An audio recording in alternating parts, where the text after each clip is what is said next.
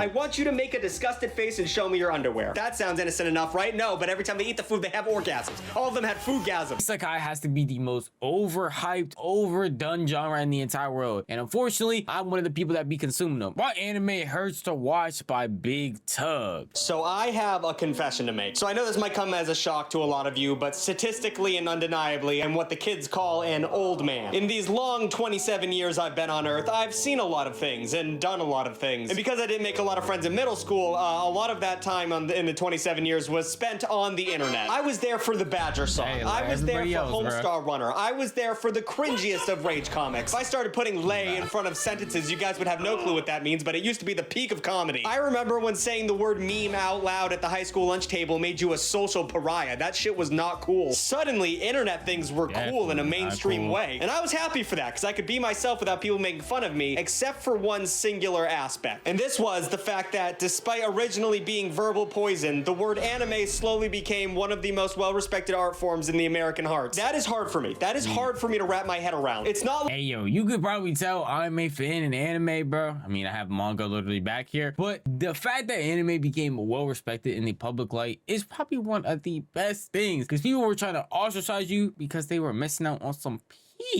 peak animation, some peak storytelling, some peak comedy, just peak everything, really, because they didn't want to watch cartoons run around and do stuff, because they thought it was for kids. When anybody knows there's some mature, insane, and wild stories in anime. Like, I don't like cartoons. I specifically love cartoons. I'm wearing a Grommet shirt right now. I only consume cartoons. That's my vibe. The guy who corners you at a house party and tells you that Smiling Friends is gonna change the face of adult animation. Something about anime, dude. Smiling Friends is hard. Just not clicking with me. Maybe it's because I was born in a post-9/11 society, and if it's not American, it's not good enough for me. And that's not correct. I love Lynch chocolate. And the last thing I want to do is yuck anyone's yum, okay? This isn't gonna be a point and laugh, make fun of the kid who buys a body pillow at a convention type video. I hope not. I kind of lose track during this script. But what I'm trying to do in this video is to preemptively defend myself against the heat I'm gonna get when people realize that I actually don't like whatever the hell this is. So my sweet little tuglets, please be gentle with me while I state my case. JoJo's cannot be the example for why he does not like anime, bro. As someone who's watched part of that series and haven't really finished it, but even though it's still really good, the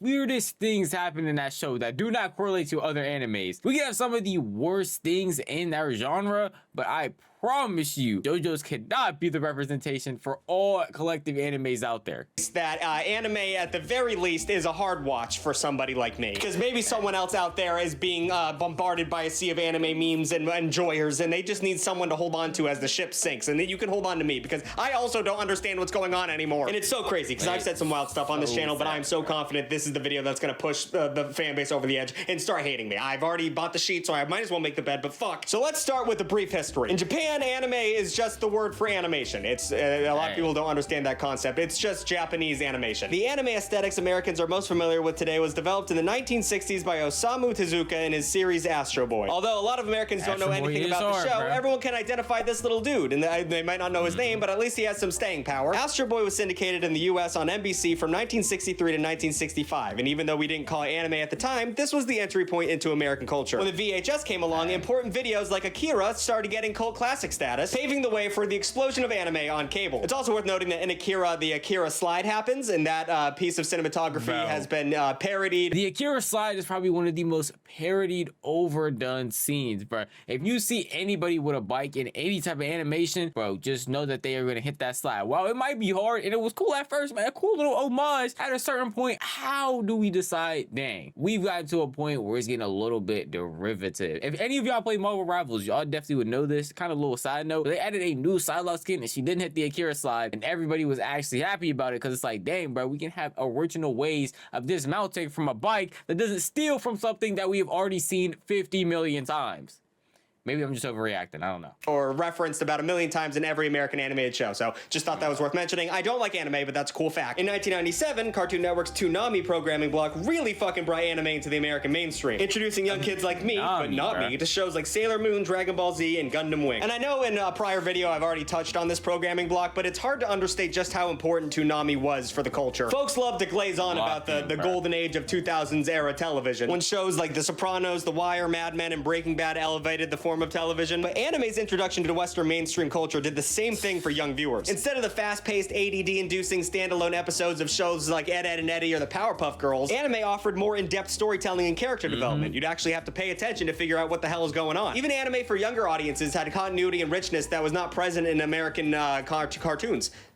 Whatever. And it seemed to inspire modern cartoons into having through lines like Adventure Time and Fiona and Cake. That was so goddamn good. Make more Fiona and Cake. But so much of the anime that was celebrated in the 90s and the early 2000s was kid-focused. For example, Pokemon was everywhere, is still everywhere. It basically took over the world of anime, video games, and tabletop gaming all at once. It honestly got to the point where I feel like a lot of people forget that Pokemon started as an anime itself. Most people think it's a video game or just a silly introduction to a gambling addict. And the success of Pokemon meant we were inundated with more potential profit drivers like Digimon and Yu-Gi-Oh! And I don't remember Digimon at all. A lot of people might say they don't like anime or they don't watch anime, but you bring up some staple names in that space and they will instantly be like, oh, I mean, I've only watched that. It doesn't really count. I mean, I've seen that, but it doesn't really matter. Bro, you like and enjoy anime, bro. If you watch Pokemon, you watch Yu-Gi-Oh!, you watch Dragon Ball, you watch Naruto, you have seen these shows and you like them. There are more shows just like that in the medium. So how are you going to watch this one show in that medium, like a Dragon Ball Z, and then sit there and be like, yeah, but that's like the only thing I like. It's just because of the fighting. You can watch stuff like Baki, get even more fighting. It's just like there is a reason you like this show, and there's gonna be more animes just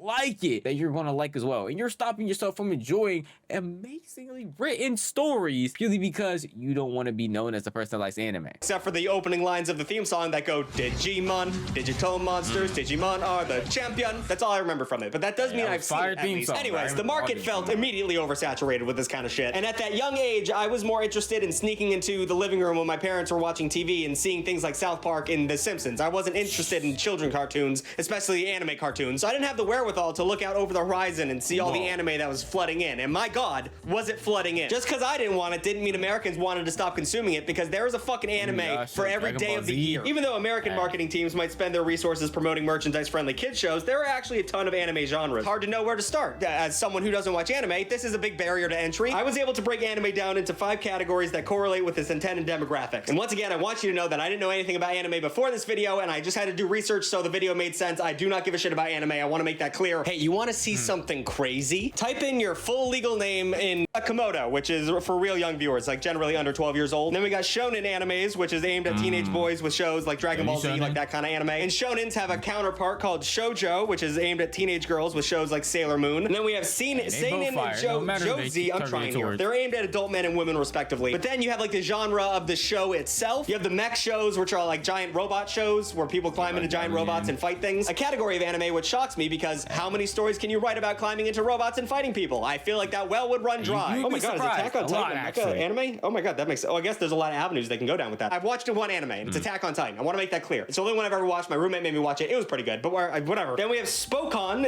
specifically sport-focused anime. It's usually like a comedy coming-of-age story, like high schoolers playing volleyball. A lot of volleyball going on in Japan. I didn't know about that. And then there's hyper-specific genres, like this one, Isekai. And this is when characters die, and then they are reincarnated into another world. And once again, that seems like a one-off plot, but there's so many of these motherfuckers, and they keep making stories about people dying. These genres can blend into one another. Isekai has to be the most overhyped, overdone genre in the entire world. And unfortunately, I'm one of the people that be consuming them. For every good isekai, there's like 100 to like 200 trash ones talking about I got reincarnated as a vending machine to be used periodically. And people will still sit there and watch that and consume it no matter what. Purely because it has isekai behind it. And people are just raccoons that are eating up this garbage. And unfortunately, I'm in the dumpster with them because I be eating up a lot of isekais that are god awful, terrible, just trash. And parody themselves. It gets really blurred after a while, which leads to animes making fun of animes themselves, like JoJo Bizarre Circus and whatever that the fucking One Punch Man. At least that's what I think is happening in those shows. JoJo is a fucking clusterfuck to watch. It is a assault on my senses. And then when a show is defined by its respective genre, we have the much bigger issue of the fact that a lot of these shows never end. They keep going. There's 1,000,000 episodes per show. You know how like The Simpsons is still running, despite the fact that we all wished it ended after The Simpsons movie? movie. Well, a lot of the best animes become long-running series to little to no critical outcry. Toonami may have introduced Gundam Wing to the American audiences, but the Gundam franchise has been around since 1979 and has spawned over 50 different TV shows. How are they doing that? And that's nothing compared to the slice of life show Sasa-san. Originally a comic strip, the anime has been on TV in Japan since 1969. It's the longest running animated TV series in the world, featuring over 8,000 episodes. And apparently it's like a weird blend of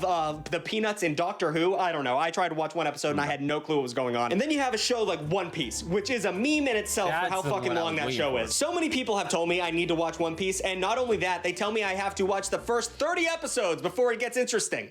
What? Hey, let me give you a quick note to all One Piece fans. If I have to watch 30 episodes of a show before it gets good, that kind of means it's a bad show. The people are gonna get pissed. That is a fucking ridiculous request. You know what's crazy about that? He is not wrong. If you're giving anybody an anchor of which episode to watch for the show to be good, the show cannot be that great. With One Piece, I don't even normally hear people say get to 30 episodes. I hear them say get to like an arc. I forgot which arc it was. I think it was like the Wano arc or something like that, where they tell you to get to a specific arc, and if you don't like it then you're just never going to like it. Why can't I like it off the first episode? I have never sat there and really forced myself to watch a show. Actually, I have. I'm not even about to sit there and lie, especially with anime, but I do it all the time. Trashy romance anime, I force myself to watch it. Trashy isekai, it's a bet. But you understand what I'm trying to say though. One Piece is the one show I will not concede on. Are you too long as an anime in general, and then too long to actually become good? It doesn't make sense, and people will try to make sense of it, and it just never actually works. Sometimes it feels like the only way to get into anime is to make it the biggest part of your personality. Because for fuck's sake, where are you guys finding all this time? Between Rocket League and anxiety-inducing Wikipedia rabbit holes, I do not have time to catch up on Dragon Ball, Dragon Ball Z, Dragon Ball GT, Dragon Ball Z Kai, Dragon Ball Super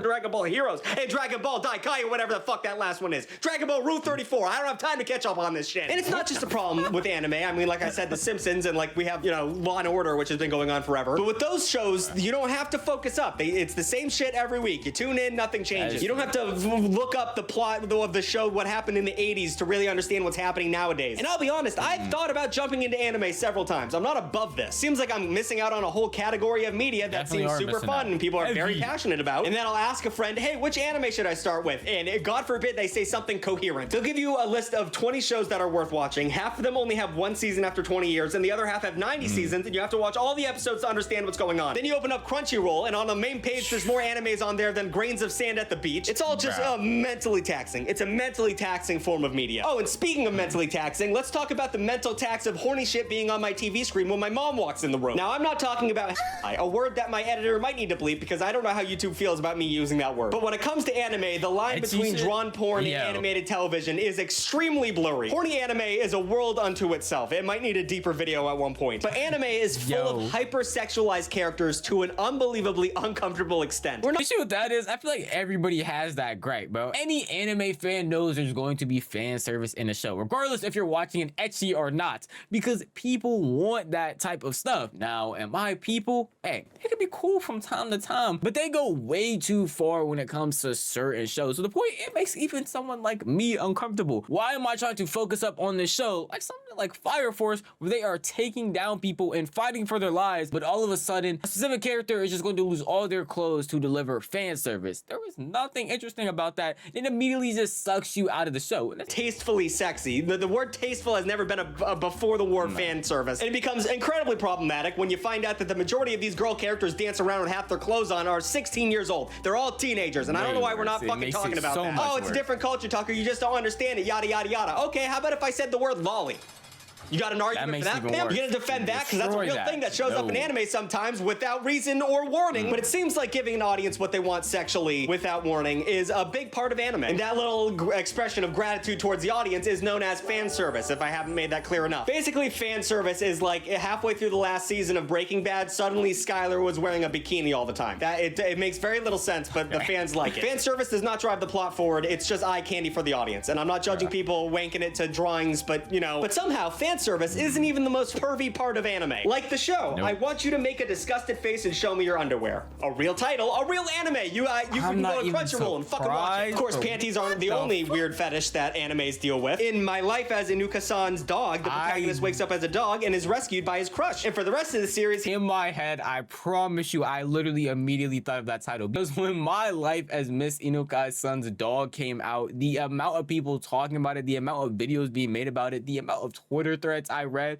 of people being like, why is this weirdo shit able to be watched and labeled as an anime and not as a different genre, makes no sense, bro. There is some weird stuff in this genre, but I feel like there's weird stuff in everything. You can't put it all on anime watchers because not everybody is into this stuff. And if you're into that weird anime, even if you didn't watch anime, you're going to be into weird stuff regardless. Simultaneously humiliated while being treated like a dog, while also being super turned on because he's hanging out with his crush. And for some reason, people don't blink an eye at this shit. They just let it pass. And then there's this show called Food Wars, whatever, which is about students at an elite culinary school that face off for cooking competitions. That sounds innocent enough, right? No, but every time they eat the food, they have orgasms. All of them had foodgasms. Look at this screenshot. What the fuck is going on? And I know I'm cherry picking here. These are pretty extreme examples, okay? I understand what I'm doing. But there's definitely little aspects of all this pervy shit sprinkled into anime. Every anime you see, they just fucking, every once in a while an episode, you just see tits. And I don't appreciate that. When I'm trying to watch anime for the first time and I'm watching just a normal scene and all of a sudden boobs are out and anime girls are moaning, my mom, doesn't matter where she is in the country, will walk into my room at that moment, and then the cycle continues because I can't watch anime anymore. Stop putting horny things in anime, for the love of Christ. And then there's the whole issue of anime being in a different language, which I should have started with that. That's a pretty big barrier to entry. Just like any niche interest, anime fans have some sort of infighting. And one of the biggest controversies in the community is sub versus dub debate, which like most niche debates is complicated and has no real correct answer, but yields deeply passionate opinions that spill over into strong hate for the other team. Kind of like GIF versus GIF. And it is GIF.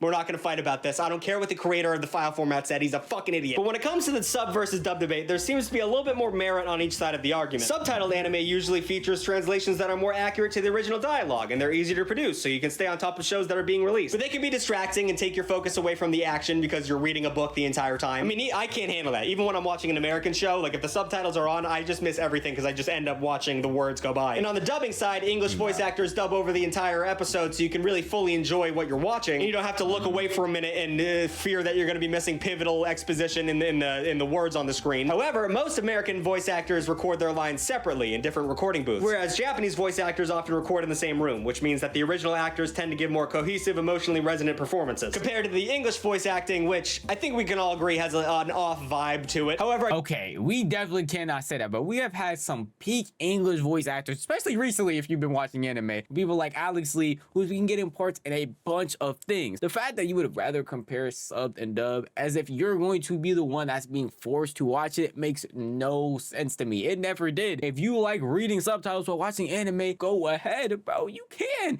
Most of the time when I want to read an anime, I'm going to pick up a manga. Not that I'm against subtitles if I have to, but it's just better to watch it in your native language. It doesn't matter how cringy the voices might sound because I know what they're saying in English. I don't know what anybody's actually saying in Japanese. That's why it actually sounds cooler, because it can't cringe you out by you knowing the actual dialogue of it. At least that's how I feel about it. I want to note that I feel like the people who prefer sub over dub is for one very specific reason, and that reason is when you hear the Japanese dialogue in English, you realize how fucking unbelievably corny the dialogue is. I'm going to talk about Attack on Titan once again because it's the only anime I've ever seen, but there's this scene where they're all in a castle and they're fighting a Titan, and a girl does something cool, and Reiner looks at her, and under his breath he goes, "Marry me."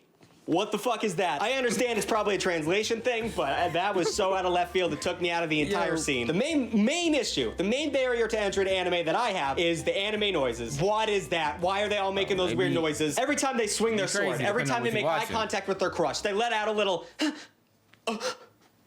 what the fuck is that? I mean, it makes sense when fucking Link from Legend of Zelda is doing it. He doesn't talk, so he has to communicate through grunts. But why are these anime characters constantly making lobotomy-esque sounds with their mouths? It is confusing and distracting from what I'm trying to watch. And finally, for the last point in this video, I wanted to discuss the fact that anime is addictive. I've lost some pretty important people in my life to anime. Take, for example, my best friend, my soulmate, my roommate for 8 years, Connor Whitman. Connor was an A+ athlete all throughout high school, a strong athlete, and a straight arrow until I showed him what alcohol and weed was. He had such a bright future ahead of him until he discovered What? anime. The path anime takes to destroy your life is eerily similar to how hard drugs takes over your world. First, you start with an entry-level drug like Cowboy Bebop or Death Note. Sure, there's definitely some strange cultural differences, but the plot is simple enough and the characters are engaging, so you enjoy the show. Then once you finish that one, you might as well look around at the other animes because it seems to be a pretty enjoyable format of media. Then you start watching that one. Crazy. And then at the same time, why not watch 2 at once? Now you're watching 2. Now you're watching 3 at once. You start missing out on American media because you don't have time in your schedule. There's no time slots open. It's all anime. I know for a fact right now he is literally joking, like he's not being serious, but at the end of the day, people who let anime take over their life or take over their personality, and when people look at you, all they think is an anime watcher, makes you pretty odd. But that's with any medium or anything ever. If you are making anime your entire personality, I'm going to feel sad for you. You can go out and experience other things. You can go out and talk about other things. Yes. Then you're watching 8 animes at once. Then you're buying merch. Then you're getting a fucking body pillow at a convention. Then you're reading pirated mangas on the internet because you don't want to wait for the next episode come out, so you just read the fucking book it's based off of. Then you're cosplaying. Then you're jerking off to some weird shit. Then you're isolating yourself from the conventional means of a civilized society, and you lose your way.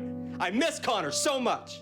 And he's gone. In the throes of anime addiction, I've lost one of my best friends. I'm gonna play the finals with him tonight, probably, but it's not gonna be him. It's gonna be a shell of what anime has left for me. A fucking weeb. Fucking weebs.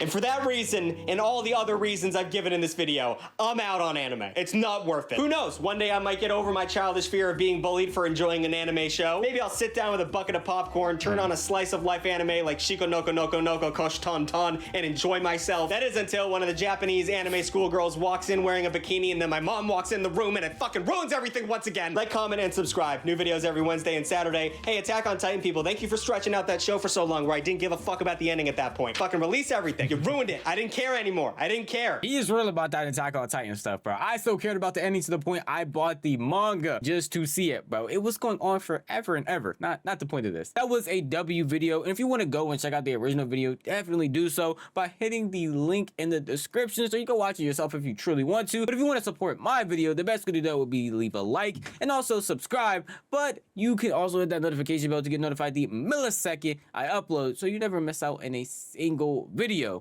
That's enough for me. I'm gonna see you guys next one. Peace out.